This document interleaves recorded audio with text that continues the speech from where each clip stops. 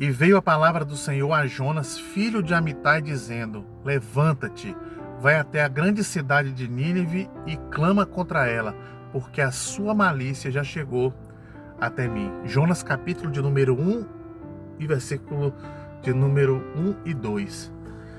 Essa é a forma como Jonas, o profeta, ele foi comissionado, gente. Esse devocional que eu trago a vocês traz algumas lições de como que a missão ela tem que cumprir alguns requisitos para que ela tenha sucesso. Não sucesso como a gente ouve hoje no mundo contemporâneo, mas eu falo eficácia, atingir o alvo e também causar o efeito pelo qual a mensagem está sendo enviada. O texto começa dizendo que veio a palavra do Senhor a Jonas.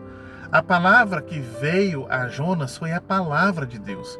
Mesmo nós sabemos que Jonas é o profeta que desobedece a palavra de Deus, ele não teve dúvida que ouviu a palavra de Deus. Antes de qualquer missão, antes de qualquer ação no âmbito espiritual, como a nossa regra de fé e prática são as Escrituras Sagradas, nós devemos nos perguntar se o que vamos fazer para Deus esteve primeiro no conselho do Senhor.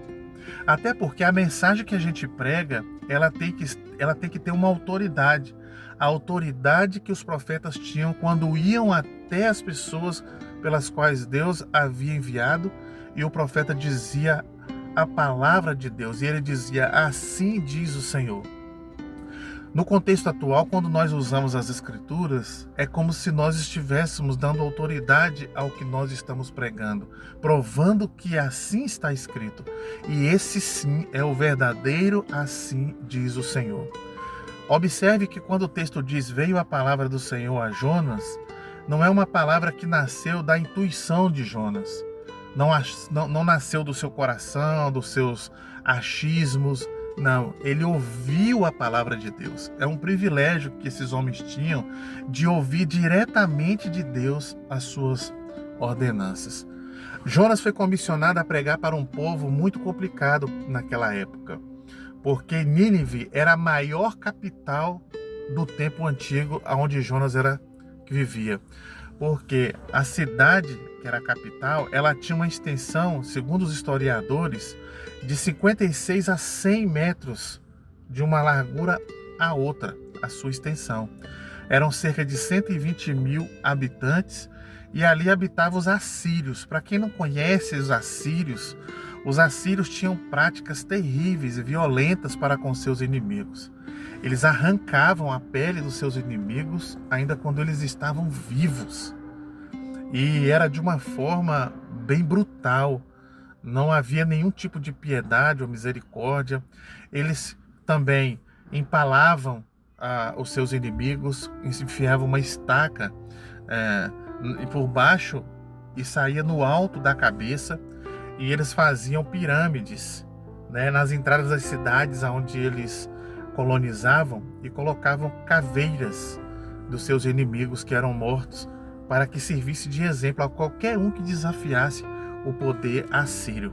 Conta certa vez que Senaqueribe, que era um rei da Assíria, cercou Israel.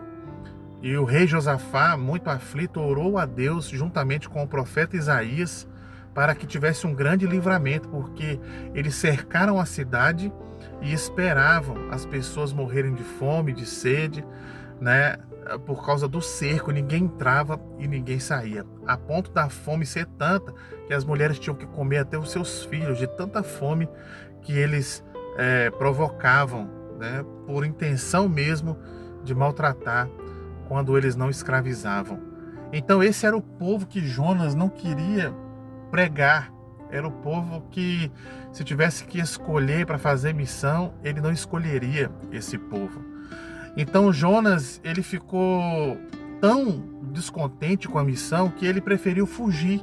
Ao invés de ele cumprir a ordem de Deus que disse: levanta-te e vai até Nínive e prega contra ela, porque a sua malícia, os seus pecados já chegaram no limite, chegaram até mim.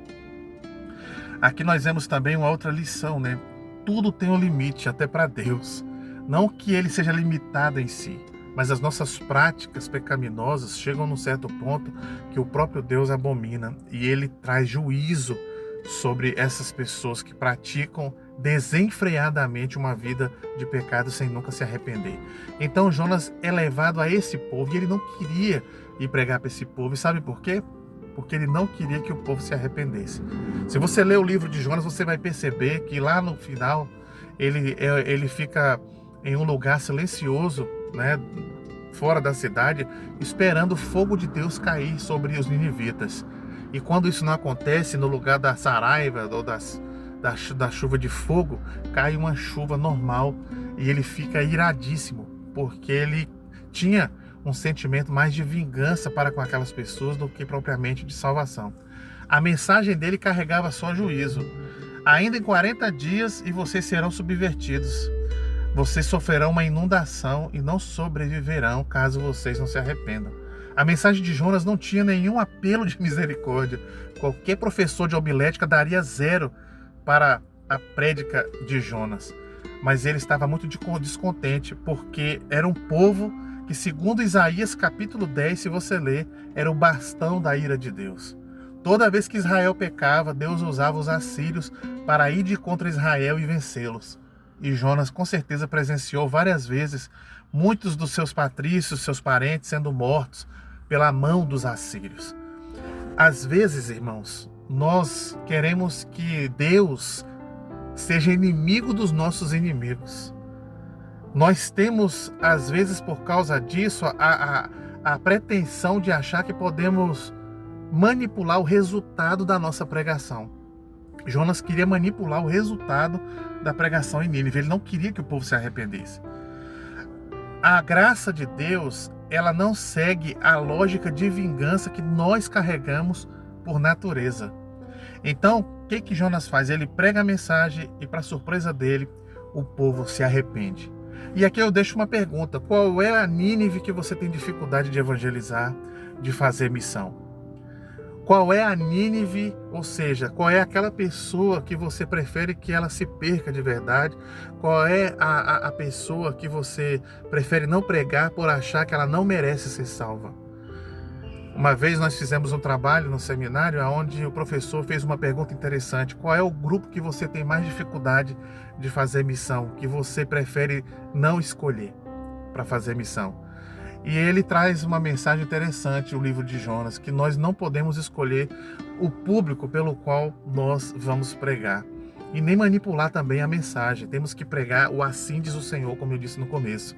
Porque Jonas, como ele não queria pregar para aquela cidade, sabendo que Deus era misericordioso e podia salvá-los, como realmente eles se arrependeram, nós precisamos aprender e ter um temor muito grande, que ao irmos pregar, não é da nossa conta o efeito da mensagem. Porque Deus pode converter, como também pode condenar. A espada da ira de Deus estava contra Nínive. E um único homem em todo o planeta Terra carregava a mensagem que era a solução para aquele povo. E aí, irmãos, fica aquela coisa, sabe? Quando nós desobedecemos a Deus, nós influenciamos ao nosso redor, tanto a nós mesmos como outras pessoas. Por causa da desobediência de Jonas, os marinheiros quase morreram.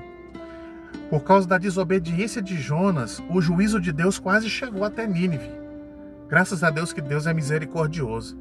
Então aprendemos com isso que o juízo de Deus, quando ele está a caminho, e nós somos as pessoas que nós devemos nos preocupar em levar a mensagem de Deus para que ela chegue até nós, para que ela chegue até nós, para que chegue às pessoas que a gente está pregando, nós precisamos então ter consciência de que o público é qualquer um. A palavra de Deus diz, Jesus disse: ide por todo mundo e pregai o evangelho a toda criatura. Aquele que crê e for batizado será salvo, aquele que não crê já está condenado. Nós carregamos a mensagem mais poderosa do planeta. E Deus, ele quer salvar algumas pessoas. E ele precisa, não precisa no sentido de que ele necessita de nós, mas ele conta conosco para levar com fidelidade essa mensagem, para que chegue ao coração das pessoas e faça a diferença na vida delas. Jonas então ficou muito decepcionado com Deus, porque ele esperava juízo e não a graça de Deus. Você talvez vai se surpreender quando você falar de Deus para algumas pessoas.